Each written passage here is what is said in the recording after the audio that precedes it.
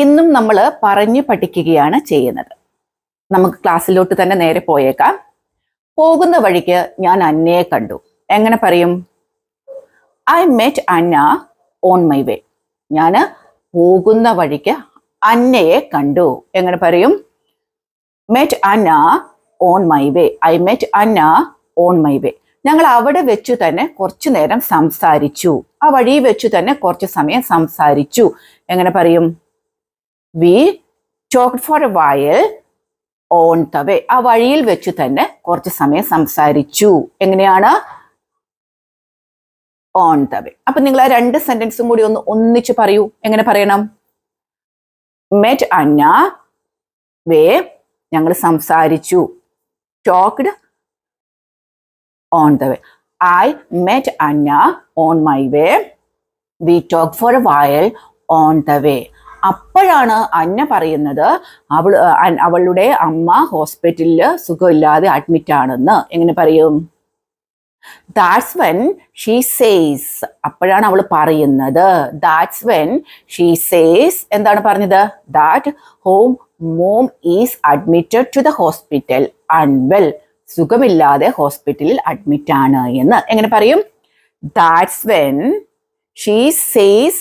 സ്ക്രീനിൽ നോക്കി നിങ്ങൾ വായിച്ചോളൂ. That's when she says that അവളുടെ അമ്മ her mom is admitted to the hospital unwell. അപ്പോഴാണ് അവൾ പറയുന്നത് അവളുടെ അമ്മ സുഖമില്ലാതെ ഹോസ്പിറ്റലിൽ അഡ്മിറ്റ് ആണ് എന്ന്. എങ്ങനെ പറയും? That's when she says that her mom is admitted to the hospital unwell. അപ്പൊ നമ്മൾ പറഞ്ഞു വന്നത് എന്തായിരുന്നു? I met Anna my way. We talked on the way. That's when she says that hospital unwell. അപ്പൊ ഞാൻ എന്താക്കി? അപ്പോ ഞാനും അവളുടെ കൂടെ പോയി അമ്മയെ കണ്ടു, അല്ലെ? ഹോസ്പിറ്റലിലോട്ട് പോയി. അപ്പൊ നമ്മൾ സ്വാഭാവികമായിട്ടും ചെയ്യുന്നത് എങ്ങനെയാണ്? ഞാനും അവളുടെ കൂടെ ഹോസ്പിറ്റലിൽ പോയി അമ്മയെ കണ്ടു. അപ്പൊ ഞാൻ എന്ത് ചെയ്തു? Then I also went to the hospital with her. അവളുടെ കൂടെ ഹോസ്പിറ്റലിലോട്ട് ഞാനും പോയി. എങ്ങനെ പറയും? Then I also went to the hospital with her and met her mom. അവളുടെ അമ്മയെ കണ്ടു. എങ്ങനെയാണ് പറയേണ്ടത്? Then also met mom. എങ്ങനെയാണ്? Then I also went to the hospital with her and met mom. അവളുടെ അമ്മയെ കണ്ടു. അപ്പൊ എന്താണ്? അവളുടെ കുറെ റിലേറ്റീവ്സ്, ബന്ധുക്കള് ഉണ്ടായിരുന്നു. Some of her relatives were there. എങ്ങനെ പറയും? അവളുടെ കുറച്ച് ബന്ധുക്കളൊക്കെ അവിടെ ഉണ്ടായിരുന്നു. എങ്ങനെ പറയും? Some of her relatives were there. were ആണ്. Some of her relatives were there. അപ്പൊ നമ്മൾ പറഞ്ഞ കാര്യങ്ങളൊക്കെ എന്തായിരുന്നു? പറഞ്ഞോളൂ നിങ്ങൾ എൻ്റെ ഒപ്പം. I met on the way. പിന്നെ എന്തായിരുന്നു? We talked on the way. That's when she says that is hospital unwell. സുഖില്ലാതെ അഡ്മിറ്റ് ആണെന്ന് പറഞ്ഞു. സോ അതുകൊണ്ട് also the hospital and met mom. അവളുടെ ബന്ധുക്കൾ സം വെയർ ദയർ ഉണ്ടായിരുന്നു. നിങ്ങൾ പറഞ്ഞല്ലോ, എൻ്റെ ഒപ്പം പറഞ്ഞല്ലോ. അപ്പൊ പിന്നെ അതിനുശേഷം നമ്മൾ പറയാണ് ഞാൻ അവിടെ കുറച്ച് സമയം ഇരുന്നതിന് ശേഷം തിരിച്ചു പോരാൻ തുടങ്ങിയപ്പോൾ അന്നയും എൻ്റെ കൂടെ പോന്നു. എങ്ങനെ പറയും? ആഫ്റ്റർ സിറ്റിംഗ് ദയർ, അവിടെ ഇരുന്നതിന് ശേഷം, after sitting there for a while I started to go back and Anna also went with me. എൻ്റെ കൂടെ അന്നയും പോന്നു. എങ്ങനെ പറയും? After sitting there for a while I started to go back and Anna also went with me. അന്നയും എൻ്റെ കൂടെ പോന്നു. On the വേ, വഴിയിൽ വെച്ചിട്ട് അവള് എന്ത് പറഞ്ഞു? ഓൺ ദ വേ അവൾ കുറെ സങ്കടം പറഞ്ഞു കരഞ്ഞു. അവളുടെ സങ്കടം കുറെ പറഞ്ഞു കരഞ്ഞു. എങ്ങനെ പറയണം? On the way she said എന്ത് പറയണം? Something sad and cried. On the വേ, വഴിയിൽ വെച്ചിട്ട് she said സംതിങ് സാഡ്, കുറച്ച് സങ്കടങ്ങൾ അവൾ പറഞ്ഞു. And cried. On the way she said something sad and cried. അവൾ കരഞ്ഞു. poor thing, പാവം. poor thing, പാവം. She always സഫേഴ്സ്. എപ്പോഴും അവൾ എന്താണ്, സഫർ ചെയ്യുകയാണ്, എപ്പോഴും അവൾ സങ്കടപ്പെടുകയാണ്, എപ്പോഴും അവൾക്ക് സങ്കടമാണ്. She always സഫേഴ്സ്. അപ്പോൾ നമ്മൾ പറയും അവൾ എത്ര നന്നായി പഠിച്ചതാ, പഠിച്ചിടത്തൊക്കെ നല്ല മാർക്കും കിട്ടി. എങ്ങനെ പറയും?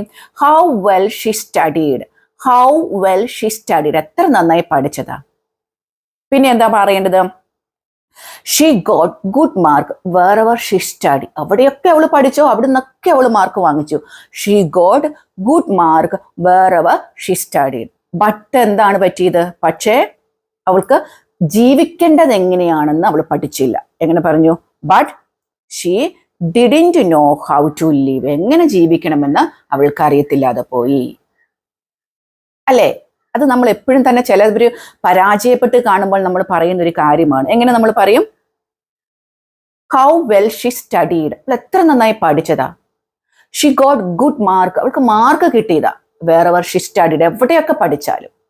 But she didn't know how to leave. പക്ഷെ അവൾക്ക് അറിയില്ല എങ്ങനെ ജീവിക്കണമെന്ന്. അപ്പോൾ ഇന്ന് നമ്മൾ പറഞ്ഞത് എനിക്ക് തോന്നുന്നു നമ്മുടെയൊക്കെ ജീവിതത്തിൽ, സാധാരണക്കാരുടെ ജീവിതത്തിൽ സംസാരിക്കുന്ന കുറച്ച് കാര്യങ്ങൾ മാത്രമാണ് നമ്മൾ പഠിച്ചത്, അല്ലേ? അപ്പൊ നമ്മൾ ഇന്ന് എന്താ പഠിച്ചത്? I met Anna on my way എന്ന് പറഞ്ഞ മലയാളം എന്താണെന്ന് നിങ്ങൾ പറഞ്ഞല്ലോ, കണ്ടു. പിന്നെ പറഞ്ഞോളൂ. We talked for a while on the way. എന്താണ് അതിന്റെ മലയാളാർത്ഥം?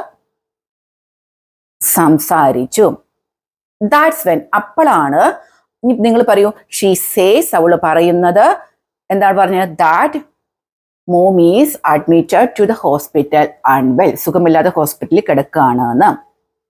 സോ അപ്പൊ ഞാൻ എന്ത് ചെയ്തു? അന്നയുടെ കൂടെ പോയി മോമിനെ കണ്ടു. went to the hospital with her mom, അല്ലേ? ഇനി എന്താണ് ചെയ്തത്? അവിടെ അവളുടെ കുറച്ച് റിലേറ്റീവ്സ് അവിടെ ഉണ്ടായിരുന്നു. where there. ഇനി എന്താണ്? ആഫ്റ്റർ സിറ്റിംഗ് ദർ, ഞാൻ അവിടെ കുറച്ച് സമയം ഇരുന്നതിന് ശേഷം പോരാൻ തുടങ്ങിയപ്പോൾ, after sitting there for a while to go back. അപ്പൊ എന്താ ചെയ്തേ? Anna also went with me, എൻ്റെ കൂടെ പോന്നു. ഓൺ ദ വേ അവൾ എന്ത് പറഞ്ഞു? She said something sad and cried. അവൾ കരഞ്ഞു. അപ്പൊ നമ്മൾ പറയാണ് poor thing, പാവം എന്ന് നമ്മൾ പറഞ്ഞു. അപ്പൊ പിന്നെ നമ്മൾ പറയാണ്, എന്ത് പറഞ്ഞാണ്? ഹൗ വിൽ ഷീ സ്റ്റഡി, എത്ര നന്നായി അവൾ പഠിച്ചതാ. ഷീ ഗോട്ട് ഗുഡ് മാർക്ക്, മാർക്കും മേടിച്ചതാ. പക്ഷെ എന്താണ്? ഷീ ഡിഡിൻറ്റ് നോ, അറിയത്തില്ലാതെ പോയി. എന്ത്? ഹൗ ടു ലിവ്, എങ്ങനെ ജീവിക്കണമെന്ന് അറിയത്തില്ലാതെ പോയി.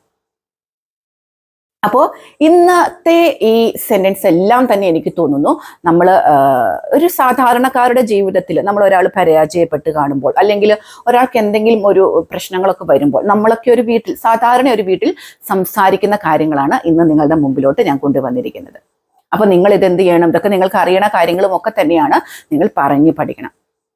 ഇംഗ്ലീഷ് സംസാരിച്ച് പഠിക്കാനുള്ള വഴികൾ നമ്മുടെ IELTS മൊഡ്യൂൾ പോലെ തന്നെ എന്താണ്? അത് എഴുതാൻ അറിയണം, ലേൺ ചെയ്യാൻ അറിയണം. ഏറ്റവും കൂടുതൽ നമ്മളത് ഇംഗ്ലീഷിൽ തിങ്ക് ചെയ്യാൻ പഠിക്കണം. നമുക്കൊക്കെ പറ്റുന്ന തെറ്റ്, നമ്മൾ സാധാരണക്കാർക്ക് പറ്റുന്ന തെറ്റ് എന്താണോ നമ്മൾ മലയാളത്തിൽ അതിനെ മാറ്റാൻ നോക്കും. അല്ല, നമ്മൾ ഇംഗ്ലീഷിൽ തന്നെ തിങ്ക് ചെയ്യാൻ വേണ്ടി ശ്രദ്ധിക്കണം. അപ്പോൾ എന്താണെന്നോ നമ്മൾ ചിന്തിക്കും ഈ മലയാള സെന്റൻസ് അങ്ങനെ തന്നെ നമുക്ക് ഇംഗ്ലീഷിലോട്ട് ട്രാൻസ്ലേറ്റ് ചെയ്യാൻ പറ്റത്തില്ല. കാരണം എന്താ? മലയാളം എന്ന് പറയുന്നത് ഒരു ലാംഗ്വേജ്, ഇംഗ്ലീഷ് എന്ന് പറയുന്നത് വേറൊരു ലാംഗ്വേജ് അല്ലേ. അപ്പം പക്ഷെ അതിന്റെ അർത്ഥത്തിലോട്ട് നമുക്കെല്ലാം എത്തിക്കാൻ പറ്റും. അപ്പൊ നിങ്ങൾ എല്ലാവരും പറഞ്ഞു തന്നെ പഠിക്കണം. പിന്നെ ഒരു കാര്യം, ഇപ്പോൾ നമുക്ക് കുറച്ച് സബ്സ്ക്രൈബേഴ്സ് ഒക്കെ കൂടി വരുമ്പോൾ പുതിയ ആൾക്കാർ ചോദിക്കുന്നുണ്ട് എങ്ങനെയാണ് ആദ്യത്തെ ക്ലാസ്സിലോട്ട് പോവുക എന്ന്. അത് ആദ്യം ചെയ്യേണ്ടത്, ഞാൻ പ്ലേലിസ്റ്റ് ഉണ്ട്, നമ്മുടെ പ്ലേലിസ്റ്റിൽ പോവുക. പ്ലേലിസ്റ്റ് നിങ്ങൾ ആദ്യം പാർട്സ് ഓഫ് സ്പീച്ച് പഠിക്കുക, അത് കഴിഞ്ഞ് ടെൻസസ് പഠിക്കുക. ഞാൻ അതും പാർട്സ് ഓഫ് സ്പീച്ച് എന്നും പറഞ്ഞ് കൊടുത്തിട്ടുണ്ട്, ടെൻസസും ഉണ്ട്. ഇത് രണ്ടും നിങ്ങൾ പഠിക്കുക. ഇത് രണ്ടും പഠിച്ചു കഴിയുമ്പോൾ നിങ്ങൾക്ക് ഏകദേശം ഒരു എന്താണ് എന്നൊക്കെയുള്ളത് നിങ്ങൾക്ക് മനസ്സിലാവും. എവിടെ കൊടുക്കണം, അല്ലെങ്കിൽ ഇത് എന്താണ് എന്നൊക്കെയുള്ള ഒരു ധാരണ നിങ്ങൾക്ക് കിട്ടും. അതിനുശേഷം ഞാൻ അവിടെ കുറെ പ്ലേലിസ്റ്റ് കുറെ കാര്യങ്ങളൊക്കെ കൊടുത്തിട്ടുണ്ട്, അതൊക്കെ കേൾക്കുക. പിന്നെ വേണം നിങ്ങൾ ഈ പറഞ്ഞ് പഠിക്കുക എന്നുള്ളത്. അല്ലെങ്കിൽ ഉണ്ടല്ലോ, ഞാനിപ്പോൾ എന്തിനാണ് ഇവിടെ വേറെ ചേർത്തത്, അല്ലെങ്കിൽ ഞാൻ അവിടെ എന്തിനാണ് ഡിഡിൻഡ് ചേർത്തത്, ഇതൊക്കെ നിങ്ങൾക്ക് പ്രശ്നം വരും. അതുകൊണ്ടാണ് ഞാൻ പറഞ്ഞത്, എന്താണെങ്കിലും നിങ്ങൾ ഈ പാർട്സ് ഓഫ് സ്പീച്ചും കേൾക്കണം, പിന്നെ എന്താണ് ടെൻസസും പഠിക്കണം. ഇത് രണ്ടും പഠിക്കണം. നിങ്ങൾ ബുക്കിൽ എഴുതി വെച്ചു തന്നെ പഠിക്കണം കേട്ടോ. അപ്പോൾ എന്താണ്, നിങ്ങൾക്ക് ഇന്നത്തെ എൻ്റെ ക്ലാസ്സും ഇഷ്ടപ്പെട്ടെങ്കിൽ എനിക്കറിയാം നിങ്ങൾ സബ്സ്ക്രൈബ് ചെയ്യുമെന്ന് എനിക്ക് നന്നായിട്ട് അറിയാം. പിന്നെ ഞാൻ എന്നും പറയുമ്പോൾ നിങ്ങൾക്ക് ദേഷ്യമൊന്നും തോന്നണ്ട. നിങ്ങൾക്ക് സബ്സ്ക്രൈബ് ചെയ്യാത്തവരുണ്ട് എങ്കിൽ നിങ്ങൾ ചെയ്ത് വെക്കുക. എന്നിട്ട് നിങ്ങൾ പറഞ്ഞു തന്നെ പഠിക്കണം കേട്ടോ. ഇന്ന് കണ്ണാടിയിൽ നോക്കി, ഇന്ന് ഈ ക്ലാസ് കണ്ട് കഴിയുമ്പോൾ തന്നെ നിങ്ങൾ കണ്ണാടിയിൽ നോക്കി ഇതുവരെ നമ്മൾ പഠിക്കാൻ തന്നിട്ടുള്ള മുഴുവൻ സെന്റൻസും നിങ്ങൾ പറഞ്ഞിരിക്കണം. കണ്ണാടിയിൽ നോക്കി, ഇനിയിപ്പോൾ ആരെങ്കിലും കാണും എന്നുള്ള ഒരു സങ്കടമൊക്കെ ആണെങ്കിൽ ഡോറൊക്കെ ക്ലോസ് ചെയ്തിട്ട് നിങ്ങൾ കണ്ണാടി നോക്കി ഇത്തിരി ഉറക്കെ തന്നെ പറയണം. മനസ്സിലല്ല കേട്ടോ, നമ്മുടെ നാവ് അനങ്ങി തന്നെ നിങ്ങൾ പറയണം. അപ്പൊ എല്ലാവർക്കും നല്ലൊരു ദിവസം, നിങ്ങൾക്ക് എന്നും സന്തോഷമുണ്ടാവട്ടെ. അങ്ങനെ പറയുന്നതിൽ അർത്ഥമില്ലെന്ന് ചിന്തിക്കുന്ന ഒരു വ്യക്തിയാണ്. സന്തോഷം മാത്രമുണ്ടെങ്കിൽ സങ്കടം എന്ന് പറയുന്നതിന് അർത്ഥമില്ല. ഈ സന്തോഷം മാത്രം, സങ്കടമില്ലെങ്കിൽ സന്തോഷം എന്ന വാക്കിനും അർത്ഥമില്ല അല്ലെ. അപ്പം രണ്ടും കൂടെ ഉള്ള ഒരു നല്ലൊരു ജീവിതം, നല്ലൊരു ദിവസം നിങ്ങൾക്കുണ്ടാവട്ടെ എന്ന് ആശംസിക്കുകയാണ്. എല്ലാവരും ഇന്ന് ഇറങ്ങുന്ന ഇന്നത്തെ നിങ്ങളുടെ പ്രവൃത്തികളെല്ലാം തന്നെ നിങ്ങൾ ഉദ്ദേശിക്കുന്ന രീതിയിൽ തന്നെ എത്തിക്കാൻ നിങ്ങളെ കൊണ്ട് കഴിയട്ടെ. അതിനുവേണ്ടി ദൈവം നിങ്ങളെ അനുഗ്രഹിക്കട്ടെ എന്നും കൂടി പ്രാർത്ഥിക്കുകയാണ്. നല്ലൊരു ദിവസം ആശംസിക്കുന്നു. അടുത്ത ദിവസം വീണ്ടും കാണാം.